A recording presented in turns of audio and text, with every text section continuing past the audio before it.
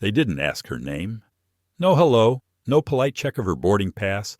Just two security officers walking straight toward a black woman who stood quietly in the first-class line, holding her phone with a digital boarding pass on display. The airline employee didn't even glance at it. "Ma'am, step aside." 4 words, sharp as a verdict.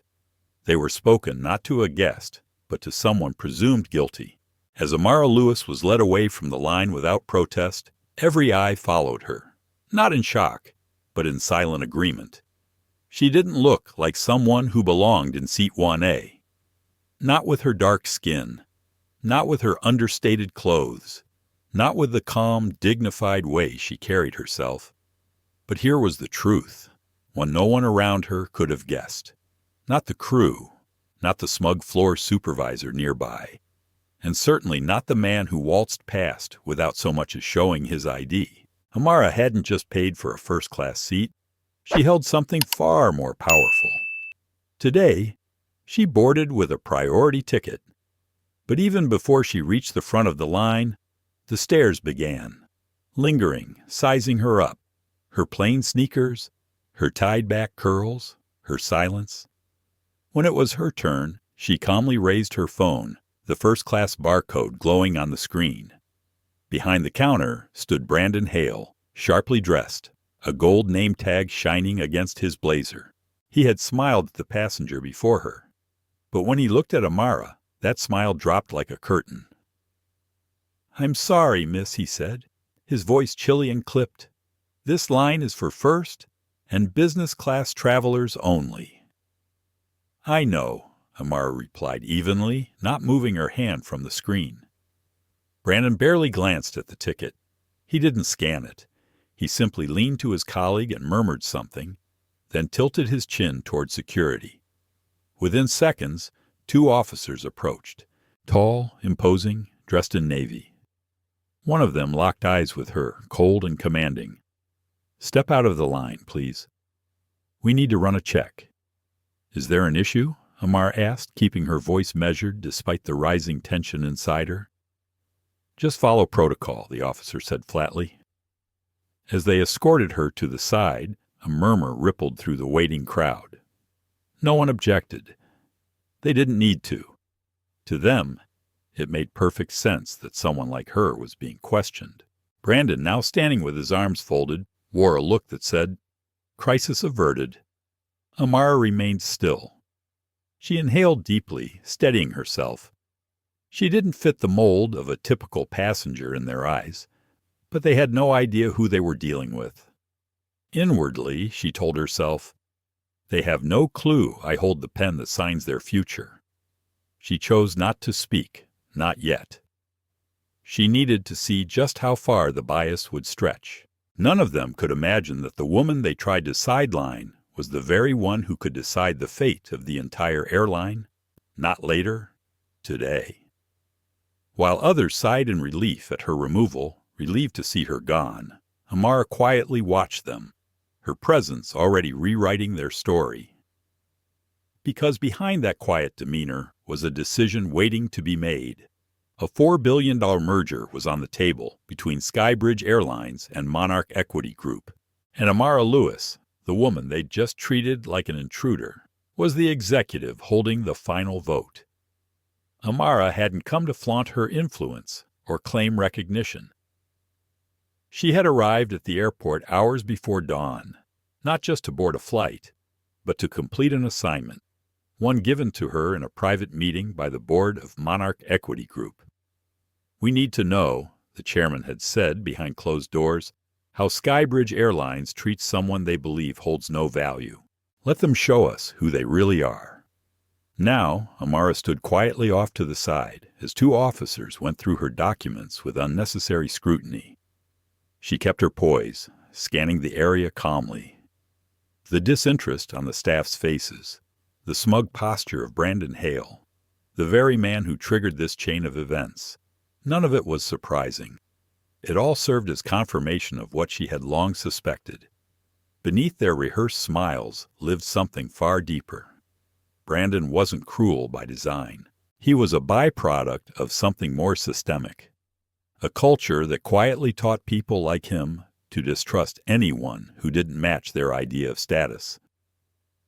At just 27, Brandon was proud of his polished resume and quick rise to a customer experience manager at Rothwell International Airport. Raised in a wealthy suburb, educated in hospitality, he had been trained to protect premium comfort and to gatekeep it. To him, it wasn't about race, but it was. The beliefs that shaped him made him blind to how easily he had slid from politeness into prejudice. As Amara explained her situation to the officers, Brandon leaned toward a colleague and whispered, loud enough for her to hear, "Probably just another points upgrade. I see it all the time. They think loyalty miles are enough to waltz into real first class." His colleague gave a short laugh and nodded. Amara felt a flicker of something rise inside her, but didn't let it show. She had long been conditioned to navigate this world with composure. "I have valid documents and a first-class ticket," she told the officer gently. "Please recheck your system." The officer, caught between uncertainty and her unshaken calm, hesitated, then scanned her code again. A confirming beep echoed from the machine. On the screen flashed, "First class, priority passenger." The guard's face changed instantly, embarrassment creeping in. He turned toward Brandon, who responded with a flustered shrug, avoiding eye contact. Without another word, the officer motioned for Amara to return to the line. She walked forward, not triumphant, not angry, just steady. But her quiet re-entry into the queue carried a weight far heavier than any words. Brandon and those around him began to feel it, unease. Amara chose to remain anonymous, not because she feared confrontation, but because she didn't want performative apologies. She wanted to see the system for what it was, raw and unfiltered. As she stepped onto the jet bridge, whispers followed her, still skeptical, still filled with judgment. None of them could have imagined that in just hours, the name Amara Lewis would strike panic into the hearts of those same people. In her seat, 1A, she exhaled slowly, gazing out the window at the tarmac. They woke something they never meant to, she thought. And now, it's my turn to choose their fate. This wasn't just about flying in comfort. This was about fulfilling her mission. Monarch Equity Group had asked her to assess how Skybridge's elite team treated passengers who looked ordinary, who didn't carry brand names or polished accents. So Amara had worn her oldest hoodie, faded jeans, scuffed sneakers. Her bag was plain canvas, unbranded, unremarkable. She wanted to be invisible, because that was the only way to reveal the truth. And as she settled in, she noticed the first reaction. A look, one that lingered too long. Clarice Vaughn, the head flight attendant in her late 30s, expertly styled and quick to charm affluent guests, had just greeted a businessman 2 rows ahead with radiant warmth. But when she reached Amara, that brightness dimmed. Her eyes hardened, and she moved on without a word, like Amara wasn't even there. The smile faded from Clarice Vaughn's face the instant her eyes landed on Amara. Her welcoming expression turned guarded, as if Amara's presence disrupted the curated elegance of the space. As other first-class passengers eased into their plush seats, Clarice moved with polished charm, smiling brightly as she offered a warm towel to a suited businessman a few rows up. But when it came time to serve Amara, Clarice paused, hesitated, then briskly turned to the row behind her, passing Amara's seat without a glance.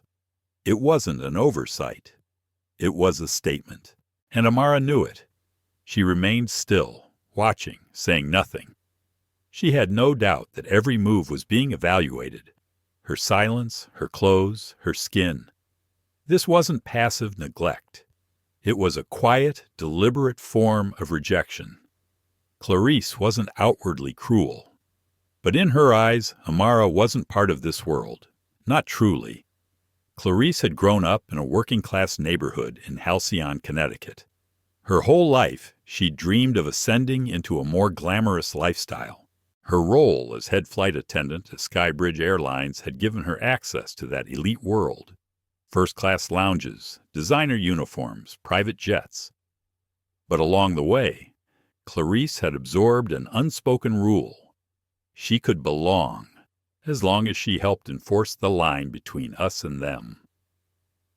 To her, someone like Amara, simple, understated, and black, didn't meet the standard of who should sit in 1A.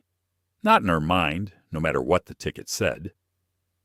Moments later, Clarice passed by again. Amara gently raised a hand. "Excuse me, I haven't received a warm towel like the others." Clarice's eyes flicked to her with faint irritation she tried to mask behind a plastic smile. "Oh, I thought you didn't want one," she said flatly. "I'll be back shortly." She turned before Amara could say another word. Amara sat quietly, not angry, but deeply disappointed. She knew this wasn't about towels. It was about the quiet cruelty people like her had faced in spaces like this their whole lives. When Clarice returned, she handed Amara the towel with a perfunctory gesture. No apology, no explanation, just cold fingers and colder eyes. "Thank you," Amara said softly, her voice steady. Clarice gave no reply, walking off as if still unsure what threat Amara posed simply by existing where she wasn't expected.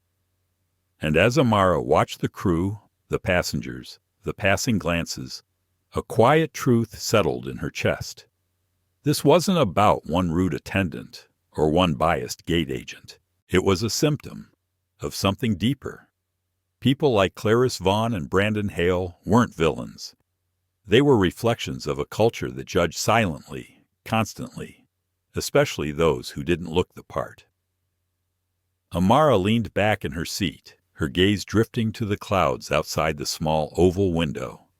A quiet fire lit inside her. Today, they would learn. They would all be forced to reckon with the casual contempt they so comfortably carried. She smiled faintly to herself. "Go ahead. Keep acting like I don't belong. I want to see how far you'll go." As the plane began its climb into the sky, Amara's thoughts returned to what had happened on the ground. She could still feel the icy weight of Brandon Hale's stare at security. The way the Rothwell Airport TSA officer had treated her like a suspect cloaked under the phrase random check. When she had stood at the checkpoint, Brandon had appeared suddenly, eyes narrowing, tone shifting. "What brings you to Halbridge?" he asked, his voice more interrogative than polite. "Work," Amara replied, her tone calm but firm. "What kind of work?" he pressed, his eyes watching her like a puzzle he wanted to solve, or disprove. Amara met his gaze without flinching. "A critical meeting," she answered, her words carefully measured. Brandon wasn't satisfied with Amara's calm reply. Something about her quiet confidence unsettled him, so he leaned toward the nearby TSA officer and whispered something under his breath. The officer nodded, then approached Amara with robotic detachment. "Step aside for a secondary screening," he said, offering no explanation and even less warmth. Amara didn't argue, but she knew. This wasn't about protocol. It was a carefully disguised act of bias, discrimination in the name of security. She opened her canvas bag at the officer's instruction. He dug through it as though searching for evidence of her unworthiness, handling her belongings like they were beneath his notice. Inside were only essentials: a phone charger, a notebook, a few toiletries, and a sealed envelope. He stopped at the envelope. "What's this?" he asked, suspicion creeping into his voice. "Work documents," Amara answered, unshaken. "What kind of work documents?" he pressed. She drew a breath, her voice steady and deliberate. "Confidential. Tied to a major acquisition my firm is negotiating." The agent glanced at Brandon, who took the envelope, turned it over once, and muttered coldly, "She's clear. Let her through. No apology, no acknowledgement, just a silent dismissal." Amara retrieved her belongings and walked toward the gate. Her hands were steady, but her spirit was heavy, not with anger, but with a deep and familiar kind of disappointment. This wasn't some isolated act. It was the kind of prejudice that didn't shout, but whispered behind rules and authority, the kind that smiled while pushing you aside. Brandon watched her go, frustration flickering behind his eyes. He couldn't make sense of her composure.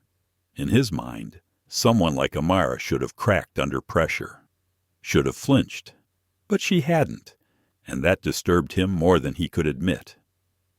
Amara boarded quietly, climbed the steps of the plane, and found her seat once again. She sat down slowly and exhaled. Through the window, the sky stretched out in a clear, endless blue, but she knew better than to be fooled by the view. Above her seat, a deeper storm loomed, a storm of stereotypes and judgments that had been growing for decades. She made a promise to herself, sitting there with her palms pressed softly against her knees. This time, I won't let it pass. Because this wasn't just her story. This was a mirror, and soon, the people behind these silent offenses would be forced to look into it. You chose the wrong person to doubt, she thought, her eyes sharpening as the plane doors sealed. Back in the cabin, the coldness hadn't ended. In fact, the air only grew thicker. Clarice Vaughn was now moving through first class like a ballerina in a well-rehearsed performance, graceful, smiling, attentive. But her routine skipped one seat entirely. Amara's. That same bright, inviting smile Clarice wore for the man in 1B was gone the moment she neared 1A. She glided past Amara as if her seat were empty. No towel, no greeting, no service. Just a void of acknowledgement. It wasn't forgetfulness. It was intentional. Amara raised her hand slightly when Clarice passed again. "Excuse me, I haven't received a menu or a drink," she said quietly. Clarice spun halfway around, feigning surprise with exaggerated eyes. "Oh? I thought you didn't want one. I'll check." She turned away quickly before Amara could respond. But Amara had seen it in her eyes. There was no misunderstanding, only disdain, well hidden, but sharp enough to cut. Minutes later, Clarice returned. She set a chilled drink down on Amara's tray, different from the artisanal beverages the other passengers had been served. No words, no explanation, no smile. The drink placed in front of Amara Lewis was noticeably different. Clear, lukewarm water in a plastic cup. It sat awkwardly on her tray table, a stark contrast to the handcrafted cocktails and premium wines being poured into glassware for other passengers around her. Alongside it, the menu was dropped with little care, not even the pretense of service. Clarice Vaughn didn't smile. She didn't speak. She simply turned away as if Amara's presence didn't deserve acknowledgement. Amara, composed as ever, softly raised her voice. "I noticed the other passengers received warm towels," she said, voice calm but firm. "May I have one as well?" Clarice stopped, her face tensing for a moment.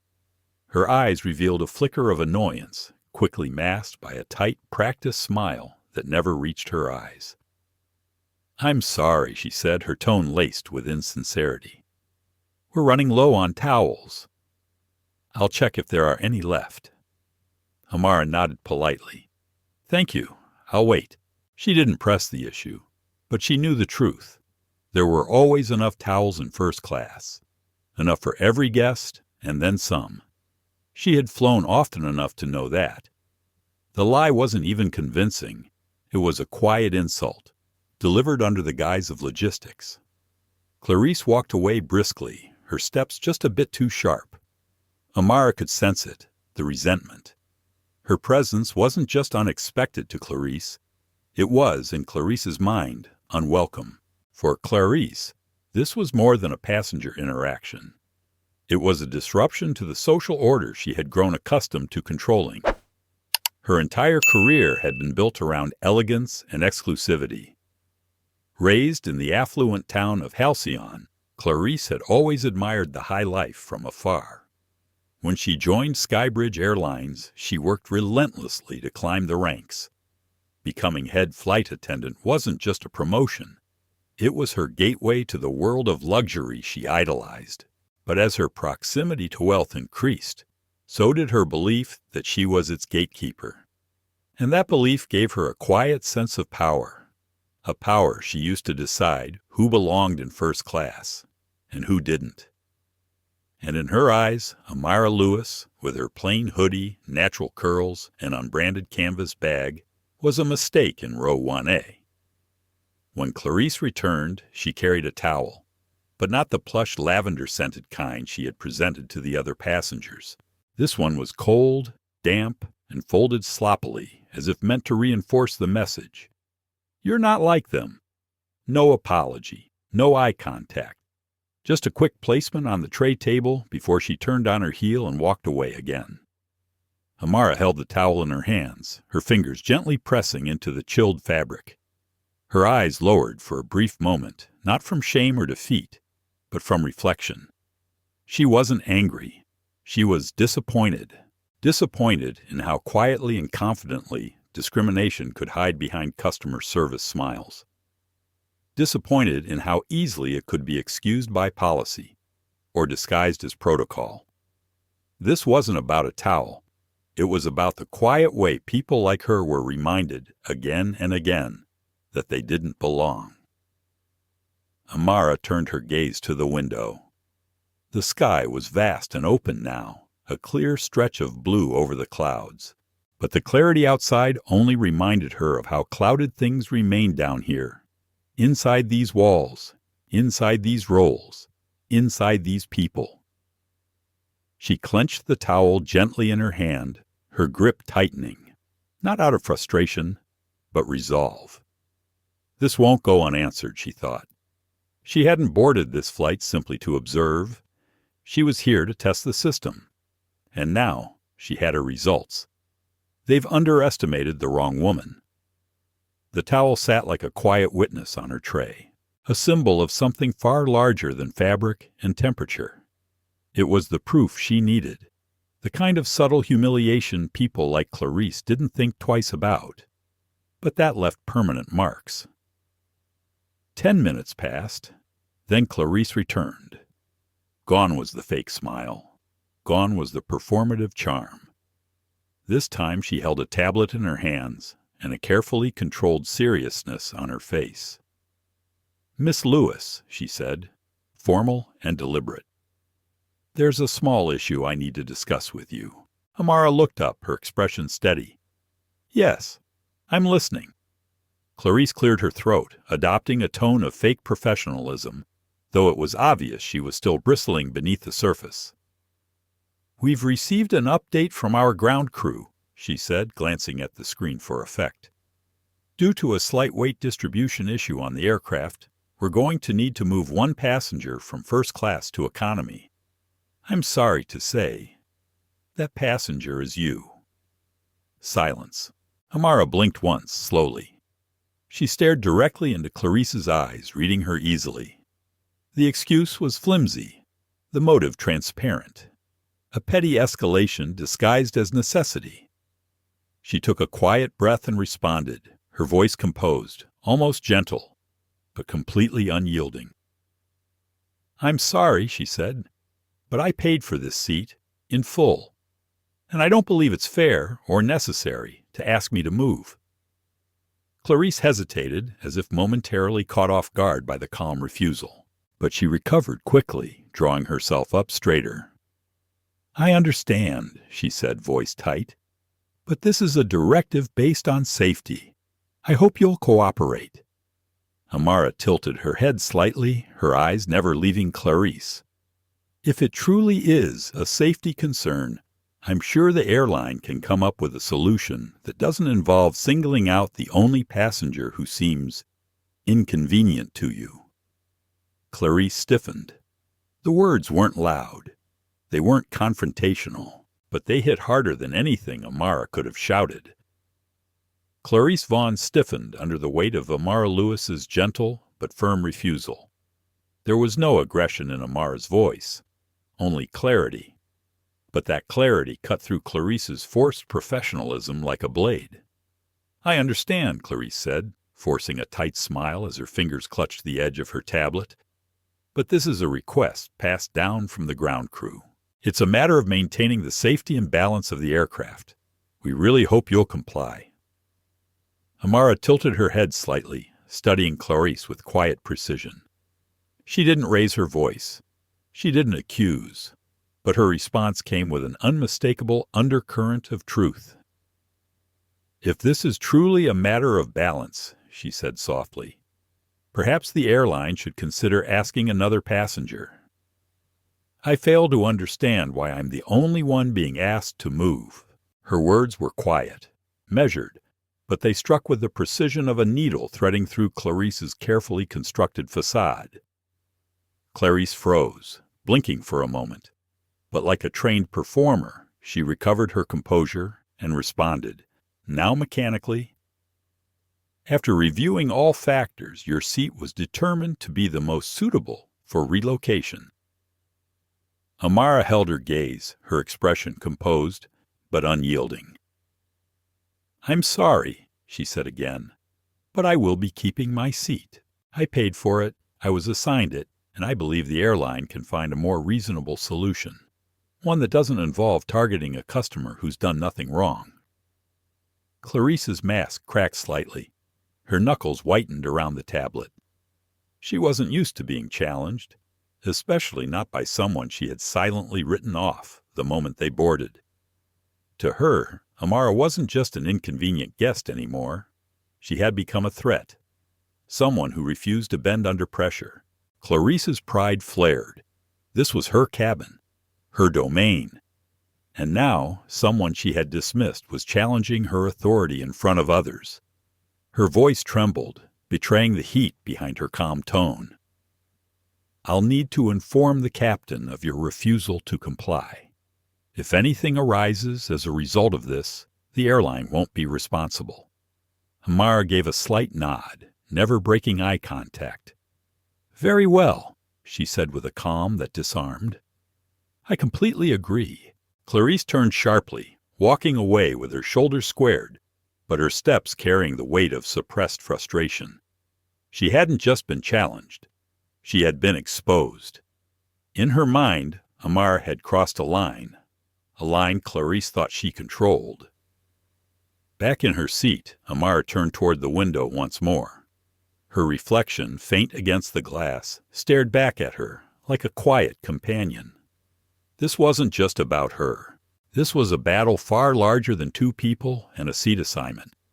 It was about dignity, about quiet resilience in the face of systemic bias, about forcing those who live by unspoken rules of exclusion to confront their own hypocrisy. "Keep going," she thought to herself. "Push it. I want to see how far you're willing to take this."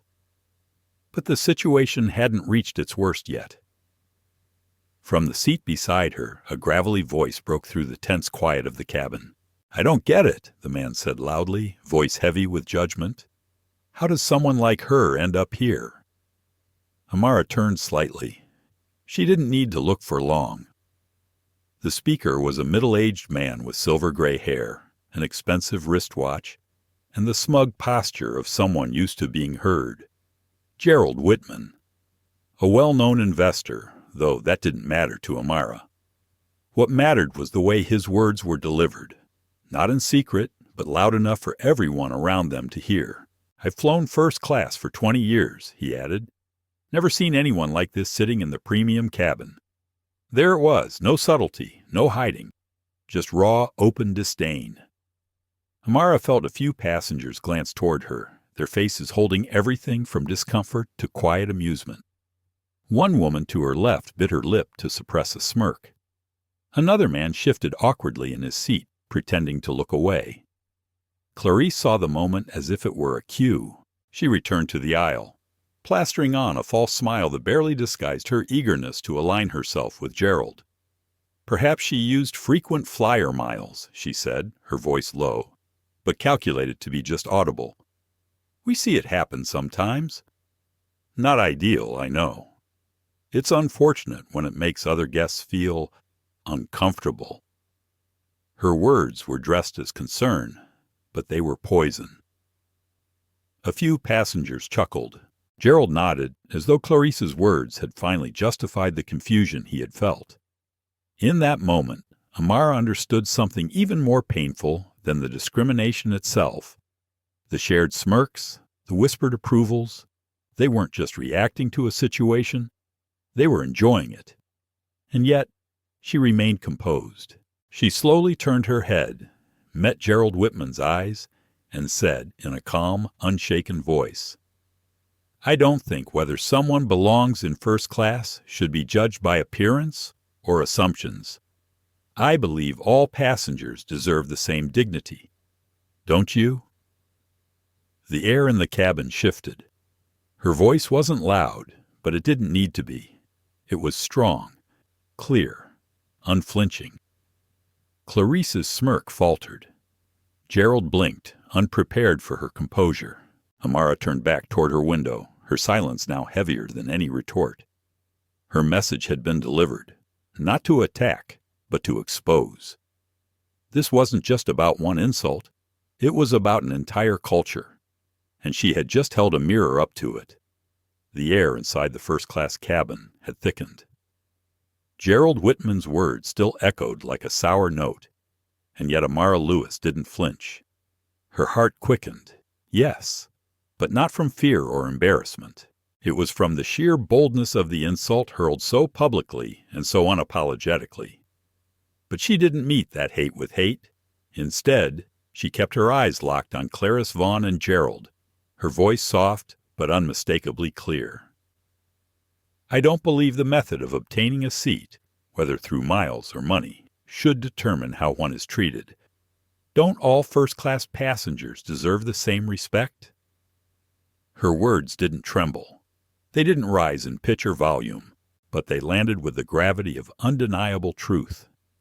Clarice blinked, clearly caught off guard by Amara's restraint. She had anticipated flustered indignation or silence, not this quiet, fearless grace. Even Gerald looked momentarily unsettled. His frown deepened, not out of triumph, but discomfort. In his worldview, people like Amara weren't supposed to speak this way. They weren't supposed to respond with confidence, much less composure. "I'm just saying what others are thinking," he muttered, reaching for his drink as if to shield himself. "Some people clearly don't fit in here. That's all. Some of us actually belong in this space." His words came cold, dismissive, like a slap without raising a hand. A few passengers exchanged looks but said nothing. The silence around them grew louder. Amara gave a small, measured smile. "Perhaps, Mr. Whitman," she said gently, "you've never stopped to consider that the ones you believe don't belong here may be the very people holding what matters most, things you can't even imagine." The way she said it, unrushed, grounded, sent an almost imperceptible chill through the air. Even Clarice shifted slightly, as if something in her gut told her she had miscalculated. But old habits are stubborn things. Clarice quickly turned away, retreating into her role with icy professionalism, though the cracks in her armor were beginning to show. Amara leaned back into her seat, turning her gaze toward the window again. The lights of the airport runway were starting to appear far below, signaling descent. But inside her heart, something entirely different was rising, a resolve deeper than anger, clearer than indignation. The remarks hadn't wounded her. They had strengthened her. They've gone too far, she thought. It's time they understand that power doesn't need to be loud. It only needs to be true and revealed at the right time. The plane touched down gently, but her mind was far from grounded. As the aircraft rolled to a halt and the seatbelt signs dinged off, Amara prepared to gather her things. She wasn't in a rush, just ready to leave a flight that had left a bitter taste. The final insult had already played out, or so she thought. But fate had one more act to reveal. As soon as the cabin doors opened, 2 uniformed airport security officers boarded swiftly and silently. Their presence was immediate and their focus sharp. Their eyes scanned the rows with purpose, and it didn't take long before they locked onto Amara. "Miss Amara Lewis," one of them asked in a flat, authoritative tone, "we need you to come with us for a brief clarification." Amara's heart skipped. Passengers turned, their expressions morphing into thinly veiled curiosity, suspicion, or worse, satisfaction. Gerald leaned back with a smug smile, like a man who had just witnessed karma unfold in his favor. And Clarice? She stood near the exit door, arms folded, lips curled in satisfaction. Her eyes sparkled with the kind of pride only someone petty could feel after believing they had the last word. Amara's expression didn't change. She didn't plead. She didn't panic. She stood slowly, deliberately. "May I ask why?" she said, her tone composed, though a part of her already knew the answer. "We've received a report about your suspicious and disruptive behavior during the flight," the officer replied coldly. "We'll need your cooperation." There it was. The final card, played not because it was necessary, but because they needed her to feel small. Amara offered no resistance. She understood that anything she said in that moment could be twisted, exaggerated, turned against her. She gathered her belongings in silence and followed the officers down the aisle. Each step she took was accompanied by stares. Some were wide-eyed with disbelief. Others held quiet judgment. Clarice watched her with a triumphant smirk. To her, this was justice, Amara's dignity being stripped, one step at a time. But she was wrong. This wasn't Amara being silenced. It was the system exposing itself in real time. As they reached the door, Amara caught Clarice's eyes one last time. There was no hatred in her look, no fear, just a calm, pointed gaze, one that said, "You think this ends here, but it's only the beginning." She was led into a side corridor, past travelers and crew, into a small, cold room lit by the harsh glare of fluorescent bulbs. A metal table, 2 chairs, no windows, and yet Amara's spirit remained intact. She sat down, her back straight, her eyes steady. This wasn't the end of her journey.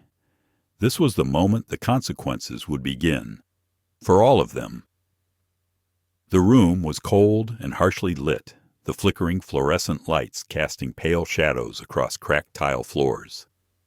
Everything about the space, the dull gray walls, the battered wooden table, the 2 steel chairs, seemed designed to drain color from the moment. Amara Lewis sat alone, her hands resting in her lap, her body still but her mind sharpened by the injustice playing out around her. Despite being completely innocent, she was being treated like a criminal. Not a guest, not a respected professional, just another anonymous figure hauled in for questioning. The door creaked open. An older man entered, a printed report clutched tightly in his hands. His face was worn and stern, his eyes cold and doubtful. He took a seat across from her, flipping the file open without so much as a greeting. "I'm Officer Gerald Mendez," he said briskly. "We've received a report suggesting you were disruptive and non-compliant during your flight. I need you to explain what happened." Amara inhaled deeply, grounding herself in her breath. Her voice, when it came, was calm. "I'm not sure which behavior the report is referring to," she said evenly. "I remained courteous and cooperative throughout the entire flight." Mendez glanced back at the report and began reading aloud, his tone thick with implied accusation. "According to the head flight attendant, Clarice Vaughn, and another passenger, Mr. Gerald Whitman, you acted defiantly, refused safety instructions, disrupted the crew, and made others uncomfortable." Amara's face remained neutral, but her heart burned with quiet fury. She recognized it for what it was: Retaliation. Fabricated charges carefully constructed by those who had been exposed and embarrassed by her quiet strength. She looked directly into Mendez's eyes. "None of that is true," she said firmly. "I asserted my rights, politely. I never raised my voice, never disobeyed a directive. What I experienced was discrimination, not disruption. And now I'm facing a punishment based on false reports designed to discredit me." Mendez narrowed his eyes, leaning slightly forward as if trying to gauge whether she was bluffing. "That's not what the testimonies say," he replied. "Your statements contradict the report entirely. We'll need to detain you further for clarification." Amara sat straighter. The chair beneath her was hard and cold, but she had faced much worse and far more dangerous rooms. "If clarification is what you need," she said, her voice cool, "I'll cooperate. But I suggest you verify your sources, because very soon you're going to realize the people making these accusations are the ones who should be answering questions." Her words didn't rise. They didn't waver. But they struck something deep enough in Mendez that his brows rose slightly in surprise. He didn't respond. Instead, he stood, gathered his file, and left the room silently, closing the door behind him. Alone once more, Amara exhaled slowly. The air felt heavier now, but not with fear, with certainty. "They have no idea what they've just done," she thought. This was no longer about proving her innocence. This was about letting the truth reveal itself in the most undeniable way. Moments later, the door opened again. This time, a middle-aged man in a fitted gray blazer entered, his posture rigid. Behind him came the same younger officer who had escorted Amara off the plane. "Miss Lewis," the man began, sitting down across from her. "I'm Eric Dempsey, head of airport security. We've been made aware of the flight incident, and I'd like a clear account of your actions." Amara looked at both of them. Dempsey's face was tense, but not unfriendly. The younger officer, Dana Reyes, stood behind him, visibly unsure. Amara didn't hesitate. Without a word, she reached into her cloth bag and removed a sealed envelope. Heavy cardstock, deep navy blue, closed with a wax seal stamped in deep red. Her movement was slow, deliberate. The air in the room seemed to shift. "I believe," she said, her voice calm but undeniable, "that before we continue this conversation, you should take a moment to review this." She slid the envelope across the table. Dempsey exchanged a brief look with Dana. Then, with a cautious hand, he broke the seal and unfolded the document inside. The moment his eyes began scanning the contents, his face changed. His posture stiffened, then slumped slightly. His confident facade crumbled in slow motion. Beside him, Dana's breath caught audibly. She stepped closer to see the document herself, and her eyes widened in disbelief. The paper was legal, official, stamped and signed. It identified Amara Lewis not as a passenger, but as the chief strategic officer at Monarch Equity Group, the sole final decision-maker in the pending $4 billion merger with Skybridge Airlines. The very airline whose staff had just humiliated her. She was the one who held the future of their company in her hands. "This is real?" Eric asked slowly, his voice almost hoarse. Amara nodded, her tone remaining steady. "Every word. And I'm not here to cause problems. I'm here on an assignment given to me by my board to evaluate how this airline treats the passengers it doesn't recognize." She paused for just a beat, letting the truth settle. "And based on my experience," she continued, "your people have made a devastating mistake." The moment Eric Dempsey's eyes fully processed the contents of the document, the color seemed to drain from his face. The sharp text, the legal insignia, the unmistakable authority of it all. It landed like a series of hammer blows. Beside him, Dana Reyes was visibly stunned. her mouth parting slightly as her gaze shifted from the page to the woman across the table. Amara Lewis, the same woman who had been led into this cold room with suspicion, who had been treated like a problem to contain, was not only innocent, she was critical. She was the sole decision-maker in a multi-billion-dollar merger that would determine the very survival of Skybridge Airlines. Is this real?" Eric stammered, his voice unsteady, hands trembling as he continued to grip the paper. His eyes refused to leave the page, as though looking away might make the truth vanish. Amara nodded slowly, her face calm, though her gaze now glowed with unmistakable weight. "It's entirely real," she replied. "I'm not here to create chaos. I was sent to observe, to evaluate your staff, to see how they treat passengers when they believe no one important is watching." She paused. "I think the results speak for themselves. Don't you?" Eric's composure collapsed beneath the pressure of her words. A man who once carried himself with polished authority now sat like a scolded student, his throat tightened with regret. He had built his career on structure, on policies, on polished efficiency. But none of those things had saved him from making one disastrous misjudgment. He had treated a key executive like a threat. And now he could already feel the consequences sharpening around him like a blade. Dana stepped forward slightly, her voice trembling. "Ms. Lewis, I sincerely apologize. We didn't know.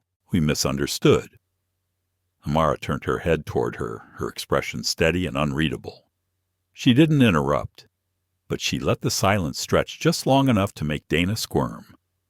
When she finally spoke, her voice was low but resolute. "I told you from the beginning that this was a mistake," she said. "You judge me on appearance, on assumptions, not on truth." Her gaze shifted back to Eric. "You need to understand. Real power doesn't dress in what you expect. It doesn't always announce itself with titles or designer suits. Sometimes it walks in quietly, precisely to see how loud your bias really is." Eric dropped his eyes, ashamed. The arrogance he had once felt at controlling the situation had shattered. He stood abruptly, head bowing slightly. "I'm so sorry," he muttered. "Truly, this was a grave error. We'll open an immediate internal investigation. I promise you, we will take action against those responsible." Amara raised one hand gently, stopping him. "I'm not interested in promises," she said. "I'm interested in change, real accountability." Her voice, though soft, felt like the strike of a gavel. "Remember, my signature alone can determine whether this deal moves forward, whether your airline keeps its future, or loses it entirely." The weight of those words hung in the air, heavier than anything Eric or Dana had expected. The silence that followed was suffocating. Both of them now understood this wasn't just about a single passenger being mistreated. It was about a system being held accountable. Amara stood slowly, her posture still composed, every movement deliberate. Her presence filled the room, not with noise, but with something far more commanding. She turned to Eric and Dana one last time. "So tell me," she said, her voice quiet but piercing, "what will you do now to correct this?" The question wasn't rhetorical. It was a challenge, and in that moment both of them realized the power dynamic had fully shifted. They weren't in control anymore. Amara reached back into her bag and pulled out a sleek black phone. It was encrypted, its screen encrypted with high-level security protocols. With a few taps, she accessed a protected application. A green signal pulsed on the screen. She lifted the phone and in a calm, clear voice declared, "I, Amara Lewis, hereby activate Legal Protocol 993A in response to documented discriminatory treatment and violation of passenger rights by Skybridge Airlines." Eric staggered back as though struck. Dana stopped breathing for a moment. That code wasn't just symbolic. It triggered an immediate review from Monarch Equity Group's legal division, one with the power to suspend or cancel financial negotiations tied to ethical misconduct. Before the echoes of her words had even faded, Eric's personal phone vibrated violently in his pocket. He scrambled to answer. The voice on the other end came in hot, fast, and furious.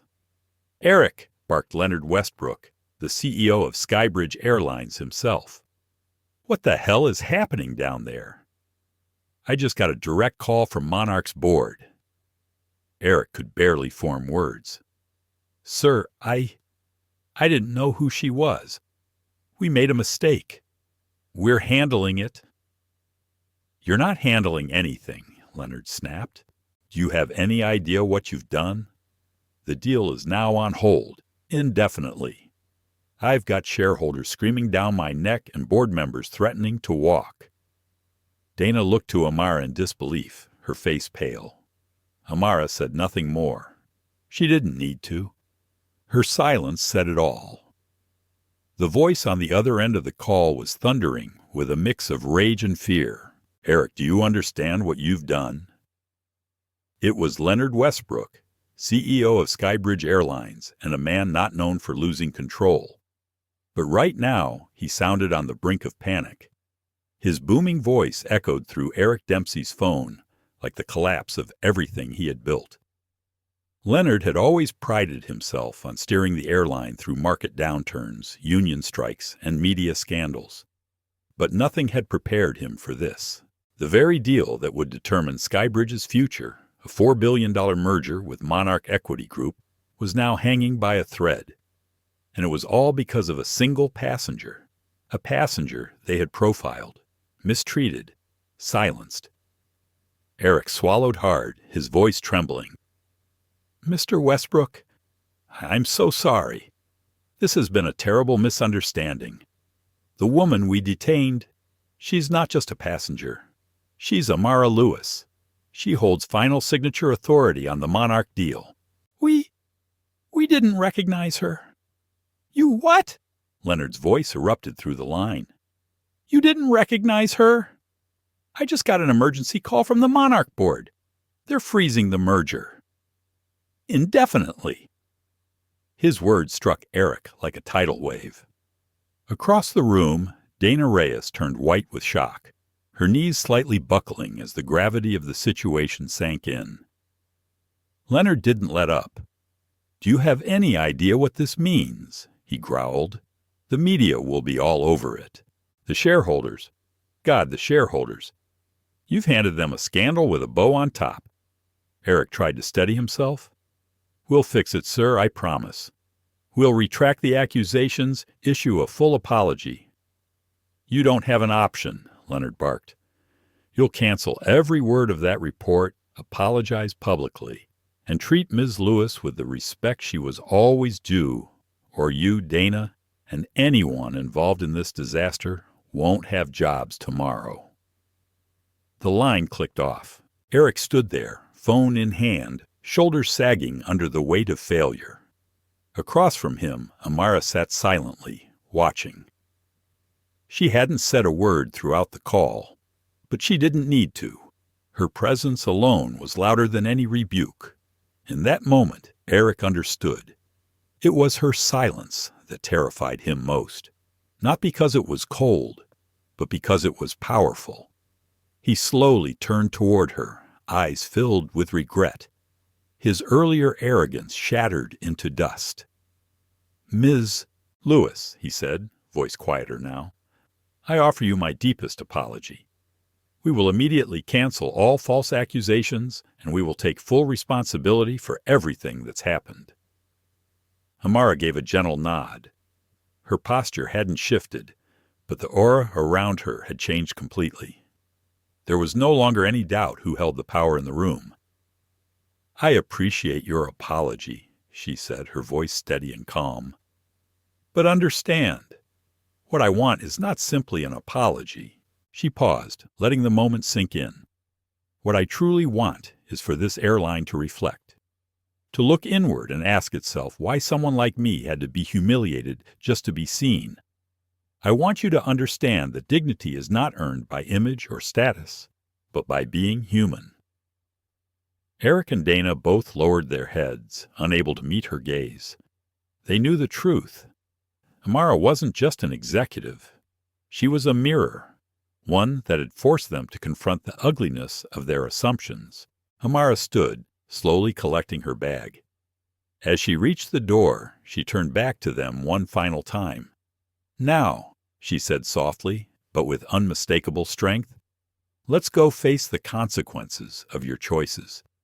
Because if this company is to survive, it has to learn one thing. Real power doesn't come from uniforms or titles. It comes from how you treat the people no one's watching." With that, she opened the door and walked out, her presence cutting through the silence like a gust of fresh air in a room long gone stale. And behind her, a storm was already forming. Within minutes, the ripple of what had just happened spread like wildfire through Skybridge's executive offices. Emails fired off. Phones rang nonstop.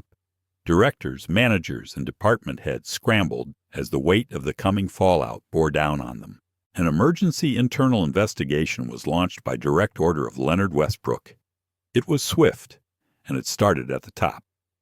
Clarisse Vaughn, the head flight attendant who had taken such pride in excluding Amara, was in the middle of retelling the incident to her coworkers, spinning the story as though she'd heroically handled a difficult passenger, when her phone buzzed. She glanced down, smiling at first. Then the smile froze. She had just received a formal summons, an internal review. Immediate. No delay. Her hand trembled as she read it again, her stomach twisting into knots. At the same time, Brandon Hale, the gate agent, who had waved security over without even checking Amara's ticket, was sitting at his desk when a sharply worded notice hit his inbox. The subject line read, "Mandatory Hearing, Flight 1173 Incident." His mouth went dry. Within the hour, everyone involved with the flight, from ground staff to in-flight crew, had been called in. The story was no longer a private one. The company now knew. The board now knew. And worst of all, for them, she knew. The weight of the room seemed to double the moment Clarisse Vaughn read her name on the official summons. Just moments earlier, she had been confidently recounting to her fellow crew members how she had handled the mysterious woman in first class. Her tone had been proud, smug even. But now? That pride evaporated in an instant. Her hand trembled slightly, and though she tried to keep a neutral expression, a flicker of fear passed through her eyes that she couldn't quite conceal. Just a few rows away, Brandon Hale, the gate agent who had summoned security without scanning a ticket, sat stiffly in his chair. He had entered the conference room with practiced ease. Sure, he'd explain things away. But one glance around the room shattered his illusion. The atmosphere was thick with dread. Every employee involved in the incident had been called. The usually bustling operations conference room was dead silent, save for the soft hum of the central air system. Eric Dempsey, now composed in his role as head of security, stepped into the room alongside a stern internal investigator. They carried thick binders stuffed with documents, a camera crew trailing them with small recording devices. Eric paused at the front, cleared his throat, and let his eyes settle on each person in the room, cold, unwavering. "We've been ordered to conduct a full emergency review of the incident involving Miss Amara Lewis," he began, his voice low but full of steel. "This is your only opportunity to be honest. Any attempts to deflect or cover up your actions will be considered a breach of professional integrity." Clara sat rigid, her lips slightly parted, but her words stuck behind them. Brandon stared at the table in front of him, a bead of sweat slowly tracing its way down his temple.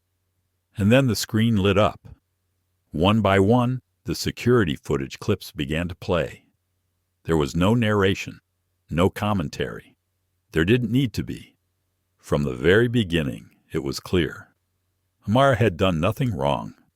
The footage showed her calmly presenting her ticket, being ignored, being watched, being pulled aside for no reason. The audio confirmed it. Brandon's whispered request for security without even looking at her ticket. Clarice's sneering comment about frequent flyer miles meant to elicit laughter. The moment she bypassed Amara when handing out towels. And the cruel insult from Gerald Whitman played in full, his tone laced with smug superiority. The final clip froze on Clarice whispering to another crew member, "She probably used points to upgrade. Figures. Makes sense now." A loud murmur broke out in the room. Clarice's face drained of color. She didn't look up. She couldn't. Eric turned slowly toward her, his voice glacial. "Ms. Vaughn, how do you explain this behavior?" Clarice tried to find her voice. I deeply apologize." Apologize? Eric cut her off. "You didn't just act unprofessionally. You mocked a passenger, publicly questioned her presence in first class, and allowed your personal bias to affect the quality of your service." She tried again, but her voice was weak. "I didn't mean it." "You didn't mean it?" Eric snapped, his tone hardening. "The footage we just saw tells a very different story." "And this isn't the first time, is it?" Clarice froze. Her silence was confirmation enough. Eric's eyes turned next to Brandon, whose face was now flushed with shame. "And you, Mr. Hale," he said sharply. "Would you care to explain why you called airport security without checking Ms. Lewis's ticket?" Brandon stammered. I thought she wasn't in the right line. She didn't look like—" He trailed off. Eric didn't move. "Didn't look like what exactly?" Brandon's mouth opened, then closed. He lowered his gaze, defeated. "I was wrong. I misjudged her." Eric took a slow breath and stepped back. "What you both did," he said, addressing the room, "is not just unprofessional. It is a reflection of a much deeper issue, one this company can no longer ignore." He paused, letting his words hang. "Discrimination, whether blatant or subtle, has no place in this airline. And what happened on Flight 1173 is not just a minor oversight. It is a systemic failure." The room fell into a deep, suffocating silence. All around, employees shifted uncomfortably, some visibly shaken, others unable to meet each other's eyes. Eric walked back to the center of the room, his voice firm, but heavy with disappointment. "The board has received the full report. The CEO has seen the footage. You all need to prepare for the consequences of your actions." He closed the binder with a loud thud. "And I sincerely hope this is the most valuable lesson you ever learn, because the cost of failing to learn it again won't be a meeting. It will be the end of your career." Clarice and Brandon sat still, the weight of their choices finally crashing over them. Their smugness, their certainty, their subtle superiority. It had all come undone in the span of a few minutes, and the person who had once sat quietly among them now held their fates in the palm of her hand. The silence in the meeting room had stretched into what felt like an eternity, an oppressive, breathless quiet where time seemed to slow. Tension sat like a weight on everyone's shoulders. Then Eric Dempsey stood. In his hand was a crisp file freshly delivered from the executive office. The room collectively tensed. Every eye turned to him. The faint rustle of the folder opening felt louder than it should have. Eric's voice cut through the silence, measured, cold, final. "We have reached an official conclusion regarding the internal investigation into the Flight 1173 incident involving Ms. Amara Lewis." He scanned the room. His disappointment was not hidden. It was etched into every line of his face. "The evidence we've reviewed is clear, indisputable, and no one involved can walk away without bearing responsibility." He looked down at the document, took a deep breath, and began. First, Brandon Hale, the gate agent who initiated the escalation without verifying the passenger's boarding pass. Brandon's face drained of all color. For failing to follow ticket verification protocols and for demonstrating discriminatory judgment that led to an unnecessary and humiliating confrontation, you are hereby suspended indefinitely, pending a final ruling from the disciplinary committee. Brandon tried to speak but found no words. His mouth opened slightly, but no sound came out. Instead, he simply lowered his head, as if trying to disappear beneath the weight of the shame pressing down on him. Eric's voice remained steady as he turned to his next target. Next, Clarice Vaughn, head flight attendant. Clarice sat frozen, her hands clenched in her lap. The clipboard in front of her trembled slightly, though she tried to mask it. For repeated acts of disrespect, discriminatory behavior, and for openly ridiculing a passenger in front of colleagues and customers, you will be demoted effective immediately. He paused, letting that sink in before continuing. You are reassigned to domestic routes only. You will no longer be permitted to serve in any premium cabin positions. Clarice's eyes welled up, and she looked down at her lap, unwilling to meet the stares now turning toward her. The title of head flight attendant, something she had worn like a badge of pride, was gone. Stripped from her not with yelling or confrontation, but with facts and accountability. Years of subtle judgment, unchecked superiority, and concealed prejudice had finally caught up with her. And the cost? It was everything. Eric scanned the room, allowing a few seconds of silence before addressing the others. Any crew member who directly or indirectly contributed to the mistreatment of Ms. Lewis, through action or willful inaction, will also face consequences appropriate to their level of involvement. A few employees visibly stiffened. You will be contacted individually with your disciplinary notices. Whether your behavior was active or silent, it played a part in what happened. The room felt like it had dropped a few degrees colder. No one spoke. No one moved. Eric's eyes hardened. You may have believed that what you did, or failed to do, was minor. But let me be clear. Discrimination in any form, whether loud or whispered, seen or assumed, will no longer be tolerated in this company. He closed the file with a firm snap. This is not just a stain on our airline's image. It is a failure of values. And if we don't correct it now, it will destroy us. Everyone sat motionless, absorbing the impact of the words.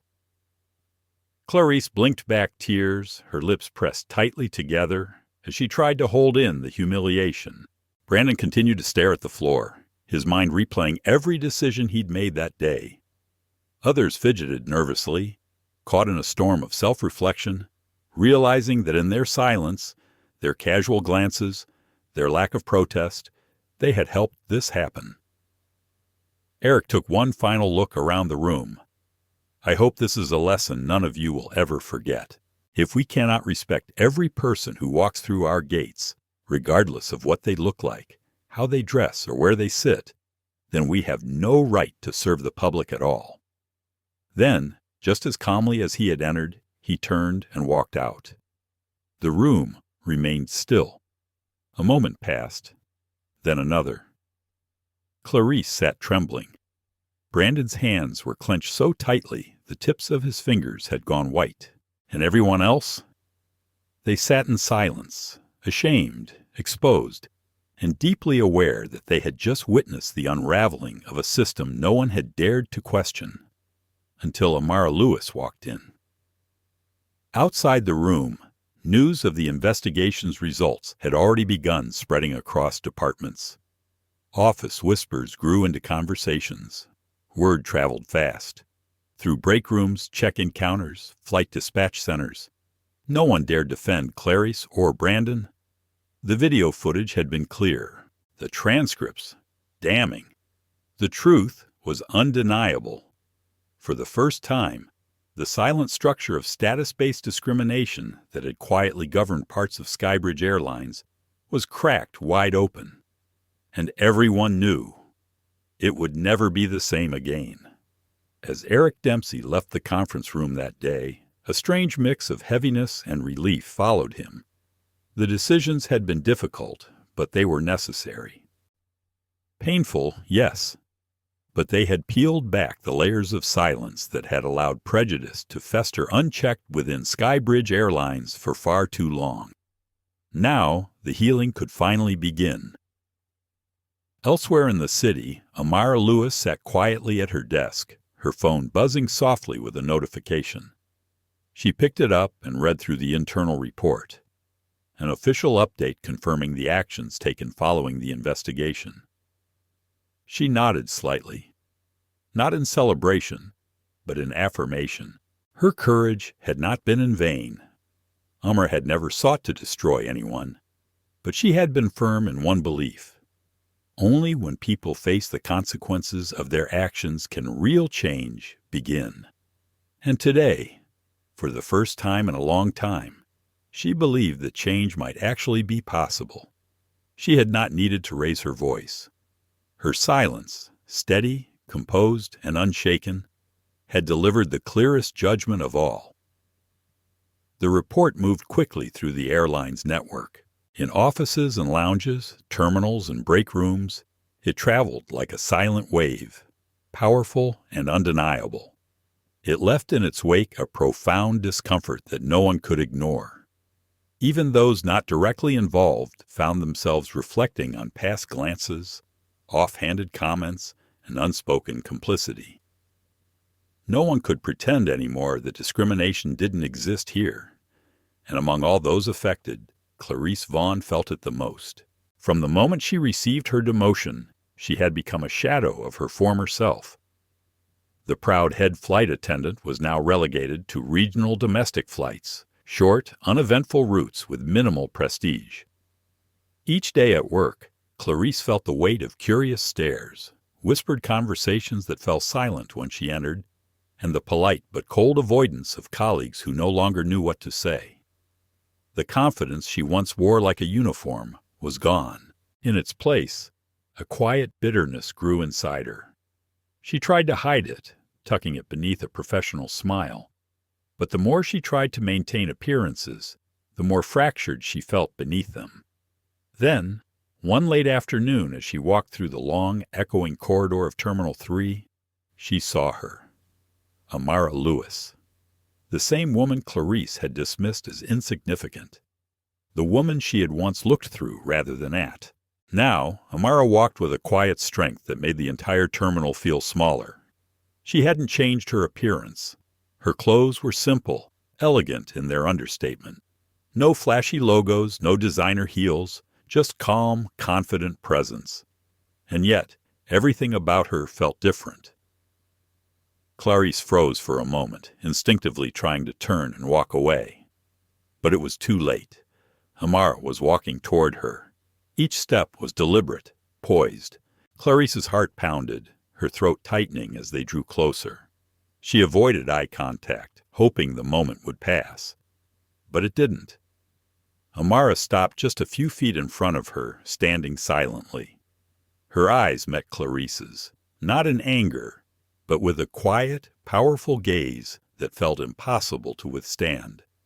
A silence stretched between them, filled with more weight than any reprimand or speech. Then Amara spoke. Her voice was soft, but it carried the gravity of everything that had happened. "You were right, Miss Vaughn," she said calmly. "I didn't belong in first class." Clarice blinked in confusion, her breath catching. For a brief second, she felt a sliver of vindication, as though Amara were admitting fault. But the next sentence shattered that illusion. "I wasn't there to sit in first class," Amara continued, her tone cool and deliberate. "I was there to buy the entire thing." The words landed like thunder in a silent storm. Clarice stood frozen, her eyes wide, her breath caught mid-inhale. Her knees nearly buckled from the realization. She had spent the entire flight treating Amara like a nuisance, a nobody, a passenger who didn't belong. And all along, Amara had held the power to change the future of the airline, of her career, of everything. Clarice opened her mouth, desperate to speak, to apologize, to justify, but the words caught in her throat, dry and meaningless. Nothing she could say would undo what had already been done. Amara didn't linger. She gave a small, dignified nod and stepped past her, leaving Clarice standing alone in the long, empty hallway. It was in that moment that Clarice finally understood what true helplessness felt like. Not from being shouted at or publicly shamed, but from being quietly, confidently seen, and judged not with anger, but with grace. It was that grace that made the shame so much more unbearable. Clarice remained rooted in place, her heart thudding, the weight of her regret pulling her downward like gravity. For the first time, she saw herself not through her own carefully cultivated image, but through the eyes of the woman she had tried so hard to dismiss. She realized her pride had not been strength. It had been fear and ignorance. And now, stripped of the title that had once defined her, she was left with nothing but reflection. Far ahead in the corridor, Amara walked with light, steady steps, peaceful, determined, and free. She didn't need to look back. She had already delivered the most powerful lesson of all. The hallway was quiet, filled only with the distant hum of an announcement over the intercom. The air felt still, almost reverent. And in that stillness, Clarice Vaughn stood frozen. Moments ago she had passed Amara Lewis, or rather Amara had passed her, walked by with the same quiet strength that had once rattled an entire boardroom. No raised voice, no declaration, just a presence so commanding it made words unnecessary. That moment, Amara's steady eyes, her unshakable silence, was all it had taken to remind Clarice of the truth she had tried so hard to avoid. Her punishment hadn't come from the airline. It had come from within, and it came every time she remembered that quiet sentence Amara had once spoken. "I'm not here to sit in first class. I'm here to buy the whole thing." That sentence had echoed through her mind every day since the investigation.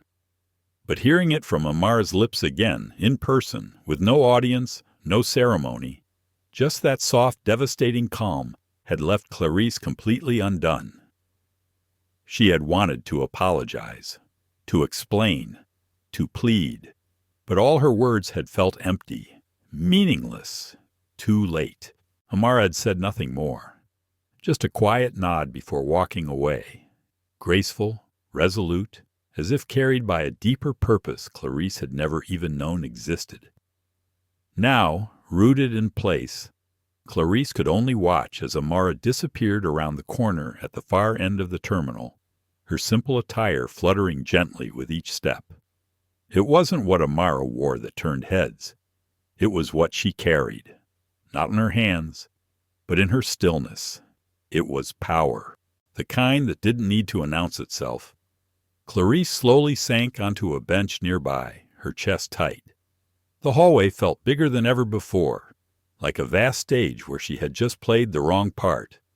For years she had equated rank with value, style with status, and presence with privilege. She had built her identity around assumptions, assuming who was worth serving, who deserved comfort, and who didn't. And now, every assumption had shattered. Amara's presence had delivered the most piercing judgment of all, not with force, but with silence, not with anger, but with dignity. The aftermath of that encounter rippled through Skybridge Airlines like a quiet storm. Employees whispered not because of scandal, but because of shame. Everyone had seen the footage. Everyone had heard the truth. But what lingered was what they couldn't stop talking about. Amara never lashed out. She had done something far more powerful. She had made them look at themselves. Amara Lewis became a name spoken not with fear, but with awe. Not because of her title, but because of her choice. She had been underestimated, doubted, insulted, and had never once raised her voice. Instead, she had let the system collapse under the weight of its own bias. Back in that moment, seated on the bench, Clarice pressed her hands tightly in her lap, her jaw clenched. She wasn't crying, but something in her had broken. A wall she had built for years, now cracked beyond repair. Because Amara hadn't needed to win with words. She had already won with silence. And Clarice, for the first time in her life, understood what true power really meant. It wasn't in commanding a cabin. It wasn't in knowing which passenger was elite or which glass to pour champagne into. It was in restraint, in grace, in standing up for your worth, quietly, confidently, and without apology. As the echo of Amara's footsteps faded into the distance, Clarice realized the truth she had tried to escape all along. She had been wrong. About Amara, about who belonged, and most of all, about herself. With every step she took through the terminal, Amara Lewis felt lighter. Not because the weight of what had happened had disappeared, but because it had been seen, acknowledged, faced, and that, in itself, was enough. She hadn't needed to fight. She hadn't needed to raise her voice, demand respect, or force apologies.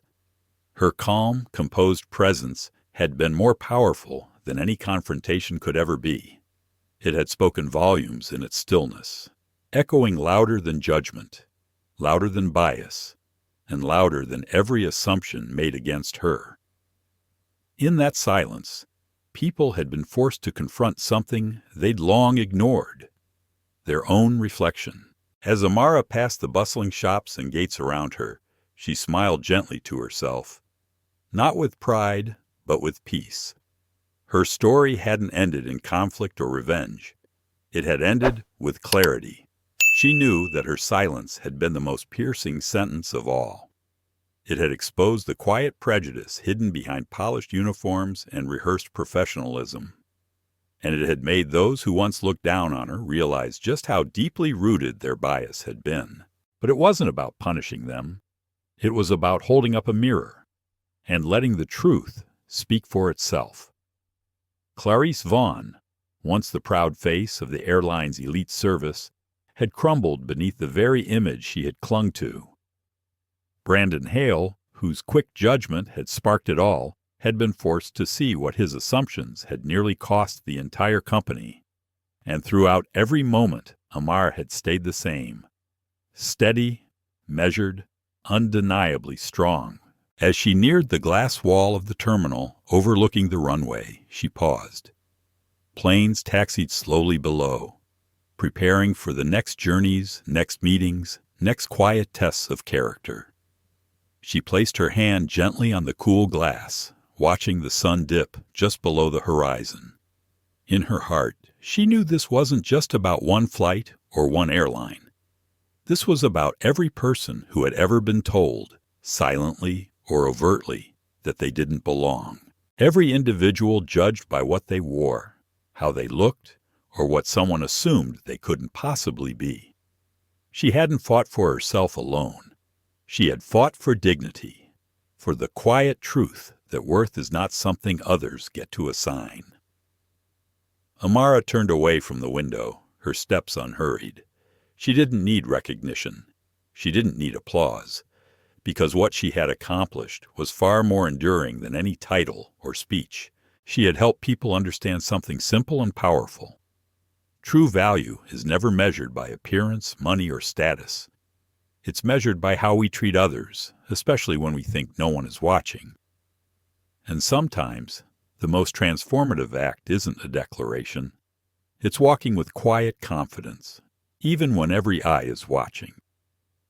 As Amara exited the terminal doors, the air felt lighter, the sky wide and open above her.